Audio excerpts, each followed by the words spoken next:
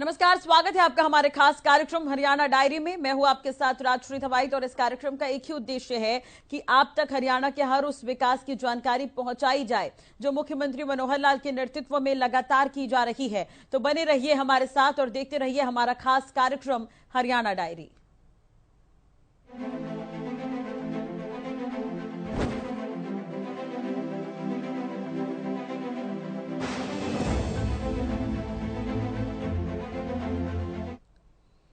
हरियाणा के मुख्यमंत्री मनोहर लाल की तरफ से लगातार प्रदेश के विकास को लेकर कदम उठाए जा रहे हैं। विकास करने के साथ साथ सीएम विकास कार्यों को लेकर मनोहर लाल जनता से विशेष चर्चा भी करते हैं। इसी कड़ी में सीएम मनोहर लाल ने हरियाणा के वरिष्ठ नागरिकों से विशेष चर्चा की है। ये रिपोर्ट आपको दिखाते हैं।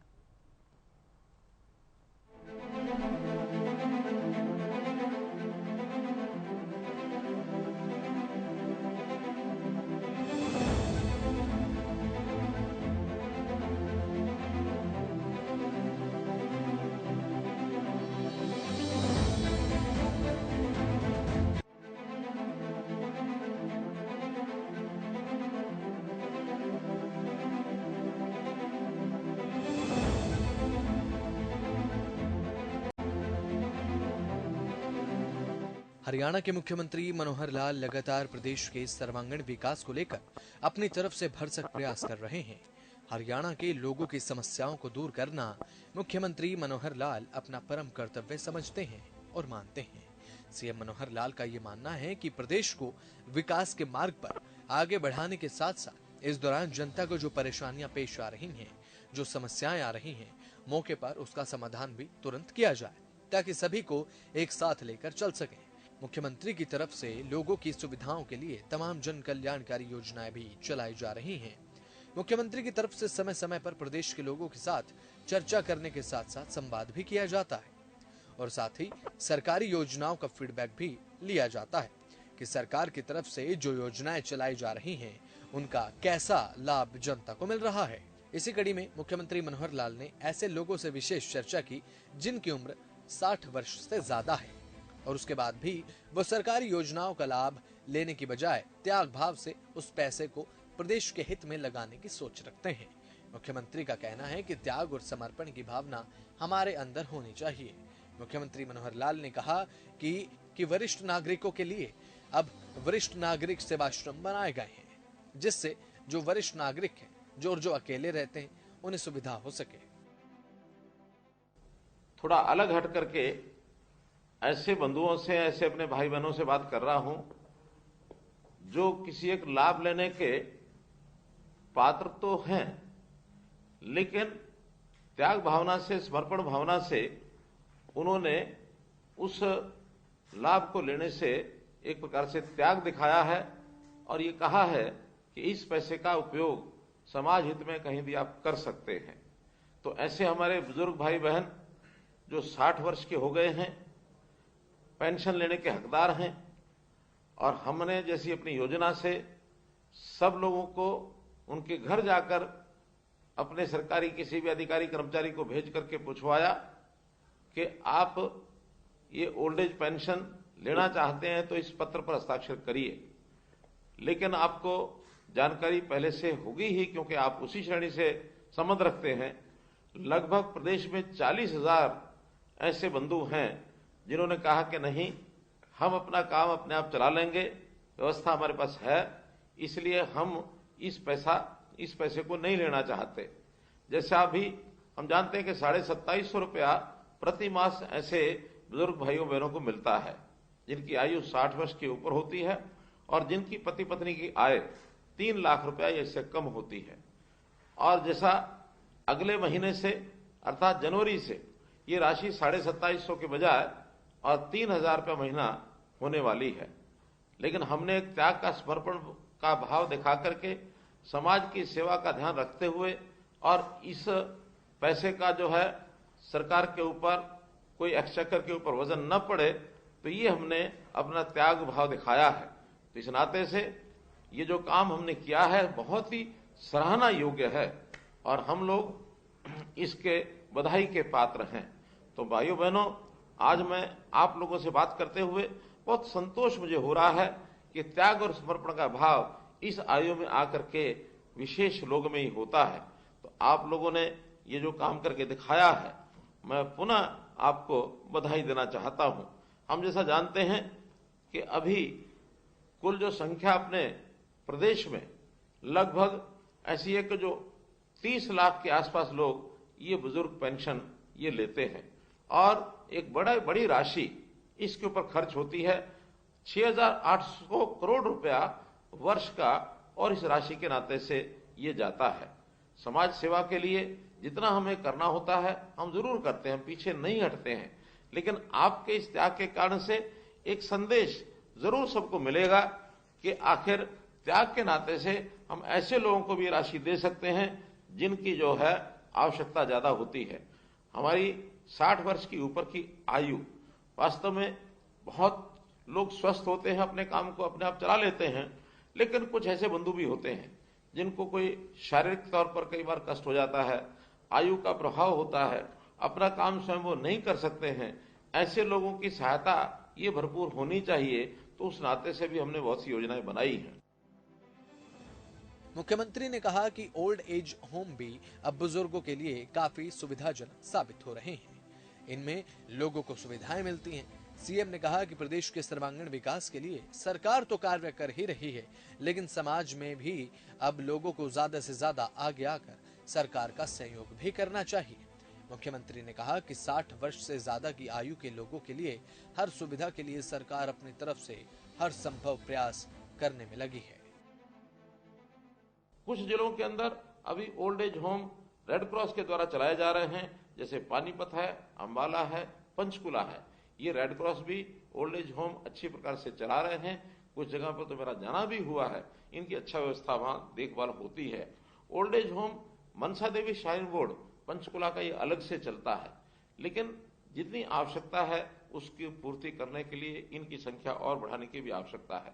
कई जगह पर डे केयर सेंटर भी चलते हैं, अर्थात सुबह से लेकर सायकाल तक बुजुर्ग वहां जाके बैठते हैं, अपने ठीक से समय को पास करते हैं, उनको अध्ययन करने के लिए पुस्तकें आदि अखबार आदि भी मिलता है, और वहां उनके लिए चिकित्सा के नाते से भी एक डॉक्टर भी कभी कभी वहां पहुंचता है ताकि उनके शारीरिक प्रशिक्षण शिक्षण जो है वो हो सके। तो ऐसे 13 जिलों के अंदर इस प्रकार का भी एक काम चल रहा है। तो मैं आज एक योजना के अंतर्गत आपको ये भी बताना चाहता हूं कि ऐसे जो बुजुर्ग जिनका शरीर साथ देता है, जो कुछ समाज के लिए काम कर सकते हैं, तो ये जो पुलिस द्वारा शुरू की गई रिटायर्ड कर्मचारियों के द्वारा योजना है, जिसको हमने प्रहरी योजना कहा है, हम लोग भी इसमें साथ जुड़ सकते हैं। और प्रहरी योजना में जुड़ने के लिए आपके मन में एक जिसको कहना चाहिए उत्साह निश्चित रूप से होगा ही। आपके मन की अगर योजना इसमें शामिल होने की है, तो आपने बहुत एक साधारण से तरीके से इसके साथ जुड़ने का तरीका मैं आपको बता रहा हूं कि पुलिस की हमारी जो सेवा सर्विस 112 है, 112 है। आप 112 के ऊपर केवल डायल करना है, उनसे बताना है कि मैं प्रहरी योजना से जुड़ना चाहता हूं। आपको एक वहां निश्चित व्यक्ति जो प्रहरी योजना का इंचार्ज होगा उसके साथ जोड़ दिया जाएगा। आप अपनी बातचीत उनके सामने रख सकते हैं और आपका नाम दर्ज करेंगे। स्थानीय तौर पर आपको संपर्क किया जाएगा। फिर हम इन 80 वर्ष से ऊपर के लोगों की सेवा के लिए अथवा ऐसे अन्य लोगों के लिए जिनको सहायता की आवश्यकता है, उस सहायता के लिए भी हम जा सकते हैं, जुड़ सकते हैं।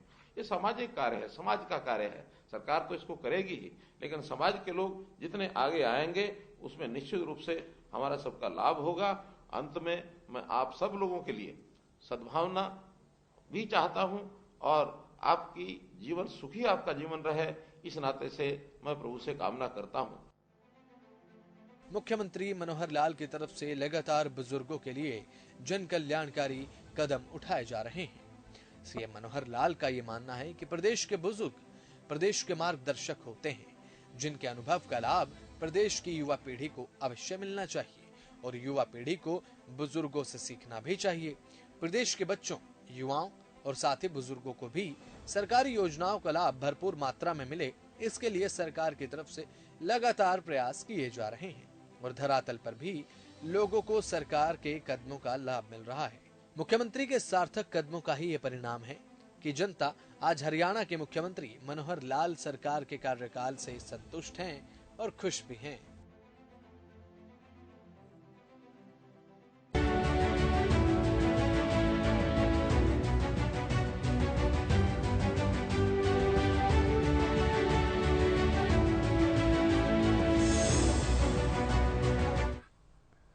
हरियाणा प्रदेश की मनोहर सरकार ने कई ऐसी सराहनीय योजनाएं चलाई है जिससे हरियाणा के कई परिवारों को जीवन की मूलभूत सुविधाएं दी जा रही है और प्रदेश का हर गरीब परिवार इस कदम से बेहद खुश है। हम बात कर रहे हैं डॉक्टर अंबेडकर आवास नवीनीकरण योजना की। ये रिपोर्ट आपको दिखाते हैं।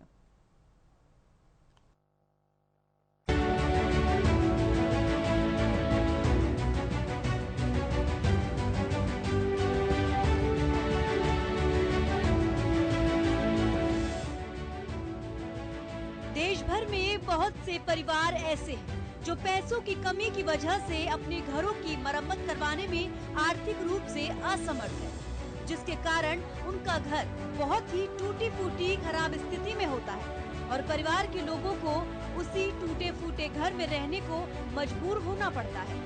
साथ ही परेशानियों का सामना करते हुए अपना जीवन यापन करना पड़ता है। इसी समस्या का समाधान करने के लिए हरियाणा सरकार ने अपने राज्य में डॉक्टर अंबेडकर आवास नवीनीकरण योजना की शुरुआत की है। इस योजना के माध्यम से राज्य के अनुसूचित जाति और बीपीएल कार्ड धारकों को उनके 10 साल पुराने मकान के नवीनीकरण और मरम्मत के लिए वित्तीय सहायता प्रदान की जाती है। बता दें कि सीएम मनोहर लाल ने अपने विशेष चर्चा कार्यक्रम में डॉक्टर अंबेडकर आवास नवीनीकरण योजना के बारे में चर्चा की। उन्होंने कहा कि प्रदेश में कई परिवार ऐसे हैं जिन्होंने जैसे तैसे करके अपनी पूंजी लगाकर घर तो बनाए, लेकिन किन्हीं कारणों से उनके मकान में छोटे मोटे नुक्स आ जाते हैं, कोई कमी आ जाती है, रिपेयर की जरूरत पड़ गई, तो उनके लिए 2018 में डॉक्टर BR अम्बेडकर के नाम से आवास नवीनीकरण योजना बनाई और शुरू में एक मकान की मरम्मत के लिए जो गरीब बीपीएल के परिवार हैं उनके लिए उनको 25,000 रुपए देना शुरू किया। ये योजना केवल अनुसूचित जाति वर्ग के लोगों के लिए उपलब्ध थी। बाद में इस राशि को बढ़ाकर हमने 50,000 किया और अब जो भी बीपीएल के परिवार हैं, चाहे वो किसी भी जाति के वर्ग के हों, उन सबके लिए 80,000 की राशि मंजूर करने के लिए हमने योजनाएं दी हैं और अभी तक इस योजना से लगभग 66,000 परिवार ये लाभार्थी हो गए हैं। साथियों, वैसे तो हर शनिवार मैं किसी न किसी एक वर्ग से बात करता हूं। आज जिस वर्ग के लिए मैं बात आपके सामने रखने जा रहा हूं वो ऐसा है गरीब वर्ग, एक अंत्योदय का ऐसा वर्ग जिन्होंने जैसे तैसे अपनी पूंजी लगा करके मकान तो बनाए, लेकिन किन्हीं कारणों से उनके मकान में कोई छोटी मोटी नुक्स हो गया, तरेड़ आ गई, रिपेयर की जरूरत पड़ गई। ऐसे लोग हमेशा अपने मकान के उस सुख को जिसको लेना चाहते हैं उसमें भी कई बार कमी रह जाती है। हमने 2018 में ऐसा विचार किया कि ऐसे जिनके अपने मकान होते हैं गरीब लोगों के, उनकी अगर मुरम्मत की आवश्यकता होती है तो डॉक्टर BR अम्बेडकर जी के नाम से आवास नवीनीकरण योजना ये बनाई और प्रारंभ में एक मकान की मुरम्मत के लिए जो गरीब बीपीएल के परिवार हैं उनको 25,000 रुपये देना शुरू किया। ये योजना केवल अनुसूचित जाति वर्ग के लोगों के लिए ही उपलब्ध थी।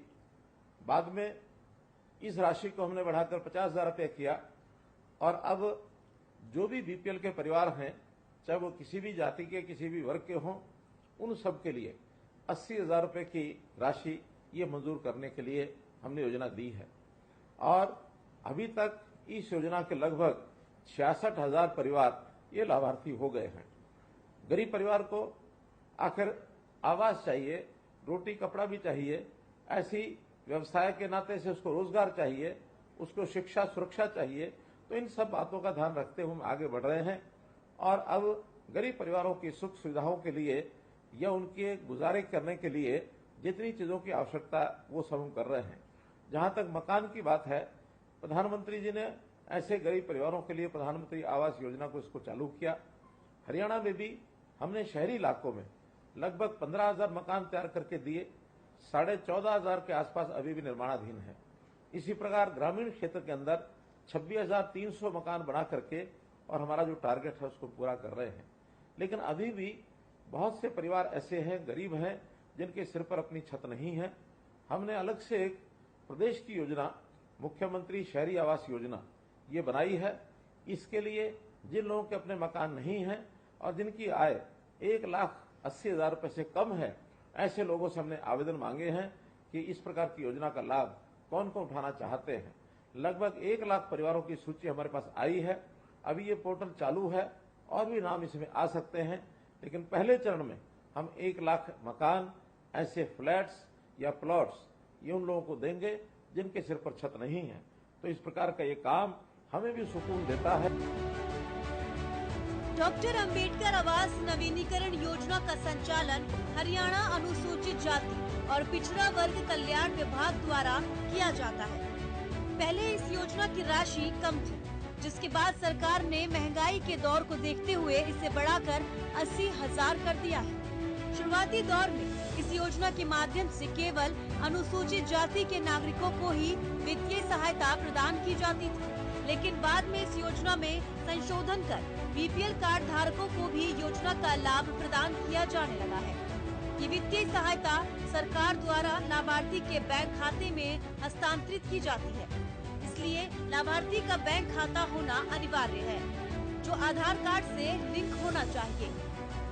बता दें कि अंबेडकर आवास नवीनीकरण योजना 2023 के तहत पात्र आवेदकों द्वारा हरियाणा सरल पोर्टल पर जाकर अपना ऑनलाइन माध्यम से आवेदन किया जा सकता है। ये योजना राज्य के परिवारों के जीवन में एक जीवनदायिनी के रूप में काम कर रही है और उनकी जीवन शैली में एक सकारात्मक परिवर्तन ला रही है। साथ ही सीएम ने ये भी बताया कि जो अंत्योदय की योजनाएं हैं, उनका कितना लाभ कितने लोगों को मिल रहा है। तो मैं ये भी जानकारी लेना चाहता हूं कि हमारी जो अंत्योदय की जो योजनाएं हैं, बहुत सी योजनाएं, इनका सीधा लाभ लोगों को कितना मिल रहा है।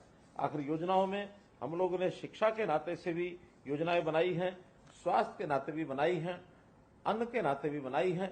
प्रधानमंत्री जी ने प्रधानमंत्री गरीब कल्याण अन्न योजना कोविड के समय शुरू की थी और लगभग 80 करोड़ लोगों को और मुफ्त का अन्न ये देना शुरू किया था।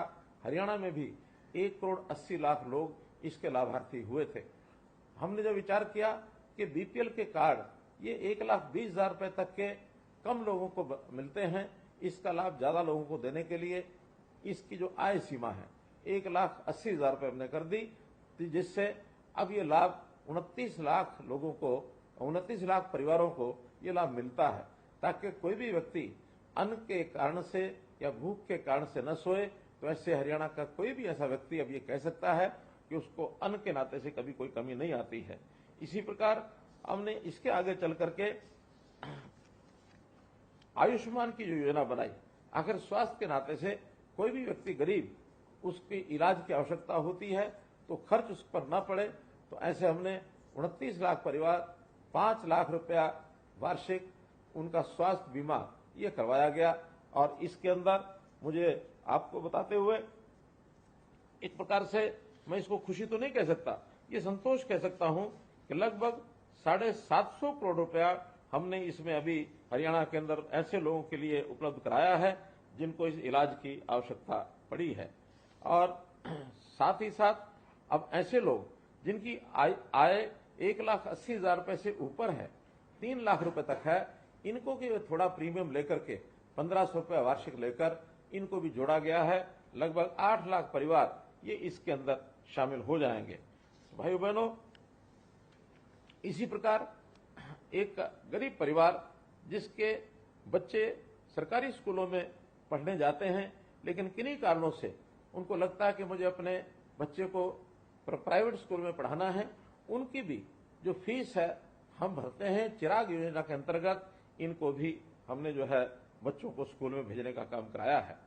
कोई भी हमारे गरीब परिवार का सदस्य बीमार न हो, इसके लिए उसकी हेल्थ की जांच, ये जांच के भी कार्यक्रम शुरू कराए हैं। निरोगी हरियाणा के अंतर्गत अभी तक 27 लाख लोगों की, गरीब परिवारों के ऐसे लोगों के टेस्ट ये कराए गए हैं जिनके अंदर छोटे मोटे बीमारी के लक्षण मिलते हैं।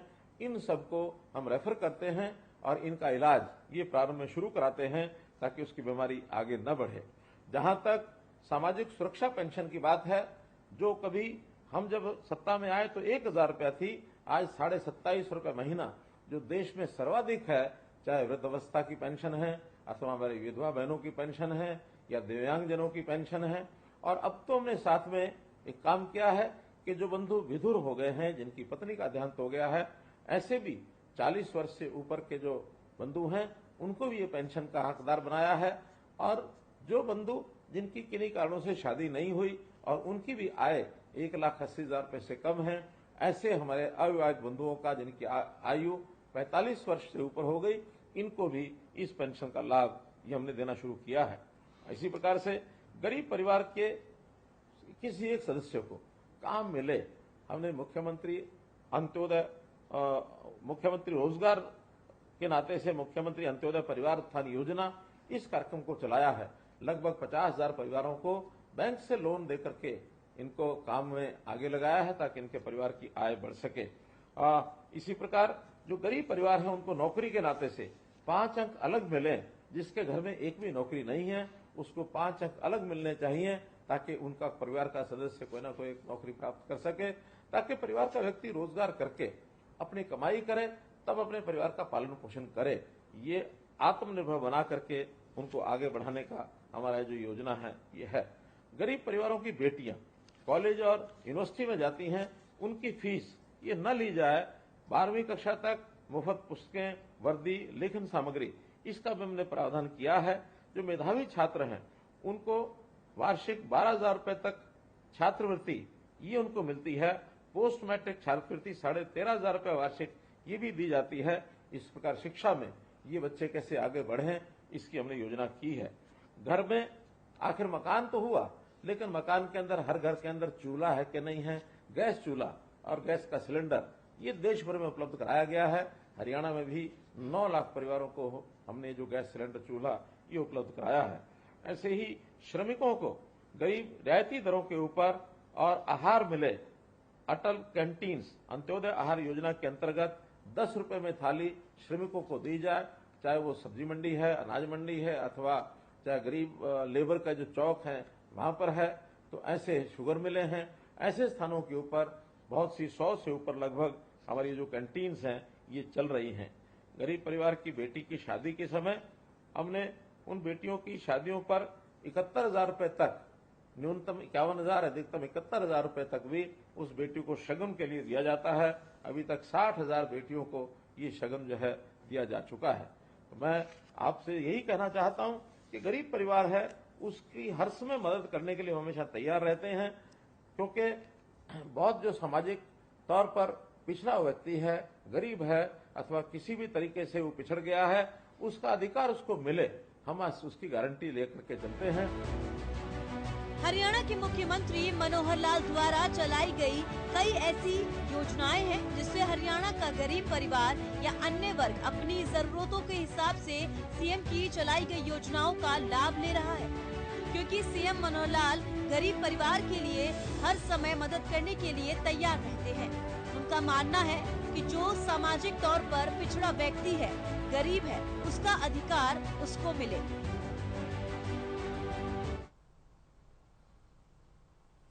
चलिए इसी के साथ ही फिलहाल इस बुलेटिन में इतना ही। खबरों के लिए बने रहिए हमारे साथ। नमस्कार।